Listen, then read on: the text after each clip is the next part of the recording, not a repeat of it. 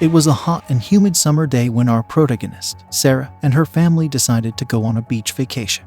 They had been planning this trip for months and were excited to finally escape the city and relax by the ocean. As they arrived at their beachfront rental, they were greeted by the owner, a friendly elderly woman who showed them around the property. The house was charming and had a cozy vibe, with whitewashed walls and colorful beach decor. Sarah's parents went to unpack while Sarah and her siblings explored the beach. As the sun started to set, the family gathered around the bonfire the owner had set up for them. They roasted marshmallows and told ghost stories, feeling the excitement of their vacation. But little did they know, the real horror was about to begin. As the night went on, strange noises started to wake Sarah from her sleep. At first, she thought it was just the sound of the waves crashing against the shore. But as the noises continued, she realized they were coming from inside the house. She tried to brush it off and go back to sleep, but the noises only got louder and more ominous. Sarah couldn't shake the feeling that something was wrong. She decided to investigate and cautiously made her way down the hallway. As she approached the source of the noise, Sarah heard a faint whisper. It sounded like a child's voice, repeating the same phrase over and over again. Sarah couldn't make out the words, but the tone was filled with desperation and fear. She followed the voice to a door at the end of the hallway and slowly opened it. Inside, she found a small room filled with old toys and children's clothing. The voice seemed to be coming from a stuffed animal in the corner. Sarah couldn't believe what she was seeing. She had never heard of a haunted stuffed animal before. She hesitated for a moment, but the fear in the child's voice was too much for her to ignore. She picked up the stuffed animal and held it close, trying to comfort it. As she held the stuffed animal, Sarah suddenly felt a chill run down her spine. She heard a voice in her ear, but it was no longer the child's voice. It was a deep, menacing voice that sent shivers down her spine. "Leave this place," it whispered. "You are not welcome here." Sarah's heart raced as she realized the stuffed animal was possessed by a malevolent spirit. She quickly put it down and ran back to her bedroom, locking the door behind her. The next morning, Sarah told her parents about her encounter with the haunted stuffed animal. They were skeptical at first, but after hearing the strange noises themselves, they knew something was wrong. The owner of the rental property confirmed their suspicions when they confronted her about it. She told them the story of a family who had lived in the house many years ago. One summer, a young boy and girl had drowned in the ocean, leaving their parents grief-stricken. The parents couldn't bear to leave the house, even after their children's deaths. They became recluses, rarely leaving their home and never allowing anyone else to stay there. Eventually, they died, leaving the house to the owner, who had inherited it from her late husband. The owner explained that the spirits of the drowned children had never left the house and were still haunting it to their miserable existence. Sarah's family knew they had to leave immediately, but the spirits had other plans. As they tried to pack their bags and leave, strange events started to occur. Doors would slam shut, objects would move on their own, and the temperature in the house would drop to freezing levels.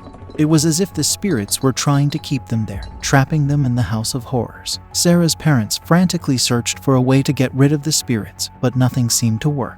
They even contacted a local paranormal investigator, who confirmed that the house was indeed haunted by malevolent entities. The investigator advised them to leave as soon as possible, and never return to the house. Sarah's family knew they had no choice but to follow his advice. As they gathered their belongings and prepared to leave, Sarah felt a tug on her arm. She turned to see the young boy's spirit standing beside her, his eyes pleading with her to stay. But Sarah knew they had to leave, for their own safety. The family quickly packed their car and fled the house, leaving behind the haunted stuffed animal and the spirits of the drowned children.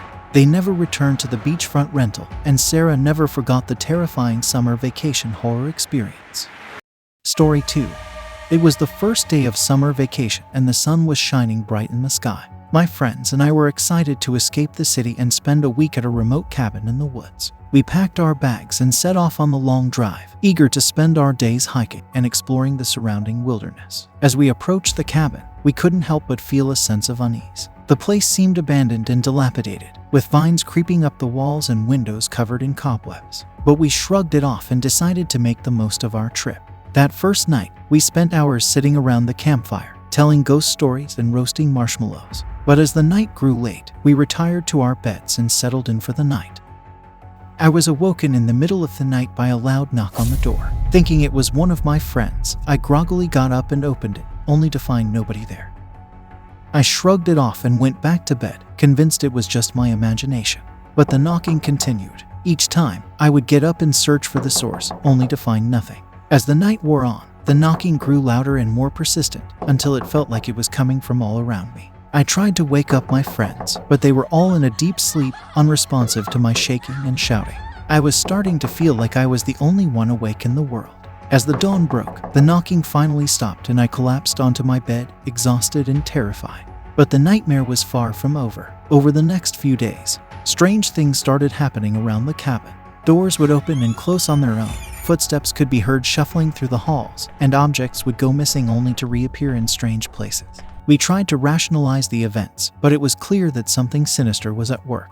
We were trapped in a place where the lines between reality and nightmare were blurred, and we had no idea how to escape. One night, I was awoken by a shadowy figure standing at the foot of my bed. I couldn't make out any features, but I could feel its malevolent gaze upon me. I tried to scream for help, but my voice was silenced by an unseen force. As the days passed, the presence grew stronger and more aggressive. We were constantly on edge, never knowing when or where it would strike next. We tried to leave, but every time we tried to pack our bags and leave, something would happen to stop us.